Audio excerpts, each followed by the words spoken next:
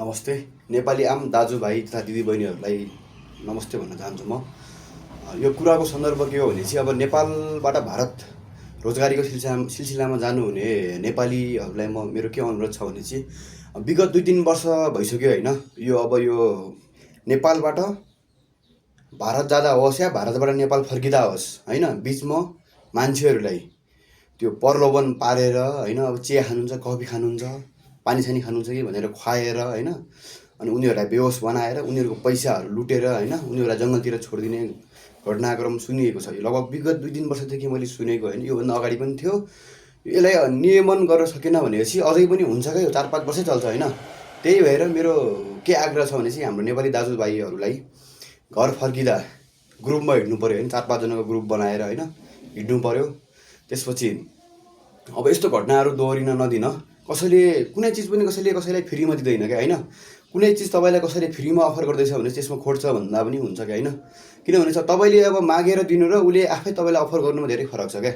त्यही भएर कसैले दिएको कफी चिया नखाउँ, बरु उसले खानुहुन्छ भने चाहिँ म तपाईँलाई 3 कप चिया कफी खुवाइदिन्छु भन्नु पऱ्यो होइन। कसैले पानी खानुहुन्छ भने चाहिँ म तपाईँलाई 3 बोतल पानी खुवाइदिन्छु, तपाईँ खानुहुन्छ भनेर उहाँलाई एकदम प्रश्न गर्नुपर्छ होइन।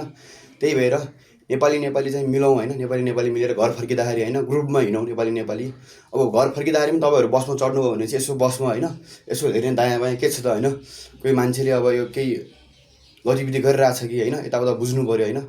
त्यो भएर फसाउने यसमा नेपाली नै हो क्या, भारतीय हुँदैन। भारतीयहरूको सञ्जाल होला तर त्यसमा काम गर्ने नेपाली नै हुन्छन् क्या।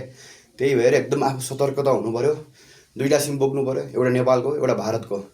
बोर्डर कट्न बित्तिकै तपाईँको भारतको सिम एक्टिभ हुन्छ होइन। त्यति बेला अब आफ्नो के छ साथीभाइहरूमा सम्पर्क गर्नु पऱ्यो। अब तपाईँ भारतबाट नेपाल आउनु लाग्नु भएको छ भने बोर्डरभन्दा यता ट्याक्कै नेपाली सिम एक्टिभ भइहाल्छ। अब अहिले पैसा पठाउँदाखेरि क्यास पैसा चाहिँ नबोक्नु होला क्या घर फर्किँदाखेरि होइन। किनभने चाहिँ अब यही डर हुन्छ कि लुटिने यताउता डर हुन्छ। अब एउटा नयाँ प्रविधि आएको छ, नेपाल सरकार र भारत सरकारले 2टाको मर्जमा एउटा नयाँ एप जस्तो आएको छ। अब त्योबाट तपाईँहरूले सिधै पैसा पठाउँदा हुन्छ। अब घर आउँदाखेरि हजुरसँग त्यही खानापिनाको लागि मात्रै पैसा राख्नु पऱ्यो क्या। अब बोर्डर कटेपछि त अब एटिएम ब्याङ्क सबै कुरा हुन्छ, चेक सबै चलिहाल्छ होइन। त्यही भएर एकदम नेपाली मिलाउँ।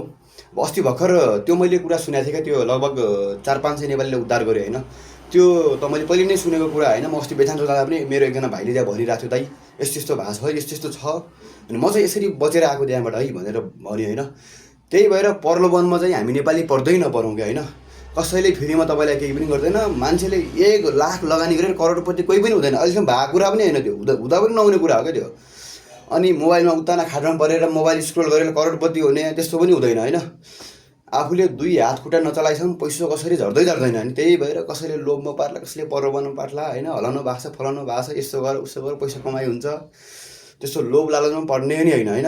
अब आफूले भएको पैसा त आफैले इन्भेस्ट गरौँ न। अब आइपिओ सेयरहरू किनौँ, उस्तै पऱ्यो भने सानो व्यवसायहरू गरौँ होइन। 1 लाख 2 लाखबाट सुरु गर्न सकिन्छ।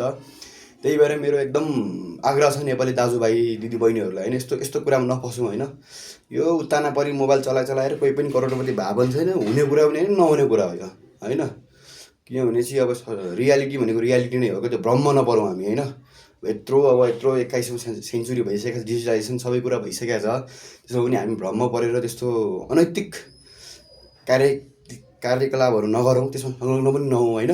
त्यही भएर एकदम नेपाली मिलाउँ, नेपाली जुटेर एकदम फर्किँदा होस् जाँदा होस् एकदम युनिटी चाहिँ हुनु पऱ्यो क्या। युनिटीले नै गर्ने हो। अब विथआउट युनिटी त हुँदैन। 5 जनाको ग्रुप 10 जनाको ग्रुप यसो ग्रुपमा हिँड्यो भने चाहिँ मान्छे एक्लैलाई टार्गेट गर्छ नि। तपाईँ युनिटीमा हुनुहुन्छ भने चाहिँ युनिटी चाहिँ हुनु पऱ्यो, हेर्नु पऱ्यो साथीभाइहरू कोही छुट्यो कि घर फर्किँदाखेरि, अनि एउटा ग्रुपको लिडर जस्तो बनाएर होइन उहाँको सबैले भन्या मान्नु पऱ्यो होइन। त्यो काम चाहिँ एकदम गऱ्यो भने चाहिँ एकदम राम्रो हुन्छ। त्यसैले होइन नेपाली दाजुभाइहरू मिल्नु पऱ्यो भारतमा पनि होइन। अब नेपाली झगडा गर्नु भएन होइन। अब कसरी सकिन्छ, अब हरेक कुरामा झगडा गर्नुपर्छ, हातै उठाउनुपर्छ भन्ने छैन। हरेक कुराले पहिला त अब प्रक्रिया अनुसार सल्टाउन, मुखले बोलेर हुन्छ के छ होइन। अब आफ्नो गल्ती छ भने सरी भन्नु पऱ्यो, उसले गल्ती गरे भने उसले पनि सरी भन्नु पऱ्यो। जो त्यो रियलाइजेसन हुनु पऱ्यो क्या, मैले गल्ती गरेको हुँ ल ठिक छ भनेपछि भइहाल्यो नि। अब गल्ती पनि गर्ने अनि त्यहाँ अनि लफडा पनि गरिदिने, आफै गल्ती गर्ने आफै डन पल्टेर हुँदैन होइन। त्यही भएर एकदम यो चाहिँ एकदम नियमन हुन्छ है, सबै मिलेर गर्नुपर्छ। अब यसको लागि पनि एउटा अपरेसनै चलाउनुपर्छ जस्तो लाग्यो एकदम। नेपाली त्यो 15-20 जना मिलेर होइन के कस्तो भइरह। अब त्यो पहिला के औषधि खुवाउँछ नि, त्यो औषधिको पहिला एन्टिडोट लिएर आफूले होइन एन्टिडोट लिने, त्यसपछि अब उसले खाएको पनि अलिअलि खासो नाटक गरिदिने, यताउता गरेर त्यो सबै गिरोहलाई समात्नुपर्छ क्या। त्यो नगरेसम्म हुँदैन, यो काम त गर्नै पर्छ है। हस्, नमस्ते।